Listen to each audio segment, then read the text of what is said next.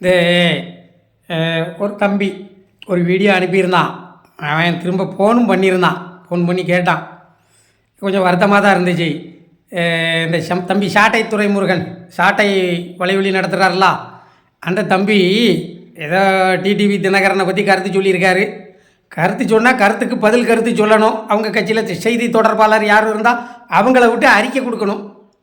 ஏன்னா இவங்க அவங்க கட்சியை எதிர்த்து பேசலாம், விமர்சனம் செய்யலாம். இவங்க கட்சியை அவங்க விமர்சனம் செய்யலாம். அதை விட்டு போட்டு இந்த வீட்டு வாசலில் போய் கும்பல் கூடிக்கிட்டு கோஷம் போடுறது, மிரட்டுறது, இது தனி மனித விரோதத்தை வளர்க்கும். என்ன சாட்டை துரைமுருகன் திருச்சியில் இருக்கார். அங்கே பக்கத்தில் அக்கம் பக்கம் யாரும் இருக்க மாட்டாங்க, பூராமே அடுத்த ஆளாக தான் இருப்பாங்க. அதனால் நீங்கள் 10-25 பேர் கும்பலாக போய் மிரட்டிட்டீங்க, கோஷம் போடுதீங்க. நீங்கள் மிரட்டலாம் முடியாது, அது சங்கடம். சரி, அவர் திருநெல்வேலியில் இருந்தாருன்னா ஏன்னா பக்கத்தில் பூரா சொந்தக்காரன், அண்ணன் தம்பி மாமா மச்சான் நண்பர்கள் எல்லோரும் இருப்பாங்க. இது சிக்கல் தானே, அசிங்கம் தானே. என்ன என்றைக்குமே அரசியல் கருத்தாக எதிர்கொள்ளுங்க. அதை விட்டு அராஜகம் பண்ணணும்னு நினச்சா அது நல்லா இருக்காது. ஒருத்தன் வீட்டுக்கு போனால் முதல்ல ஒன்று தெரிஞ்சுக்கிடுங்க, உங்கள் கையில் தடியும் கொடியும் தான் இருக்கும்.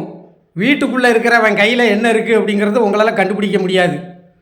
அதனால் அரசியல் தலைவரெலாம் கொஞ்சம் சிந்தித்து செயல்படுங்க. உங்கள் தொண்டர்களுக்கெல்லாம் கொஞ்சம் அறிவுரை கொடுங்க, அடக்கி வைங்க.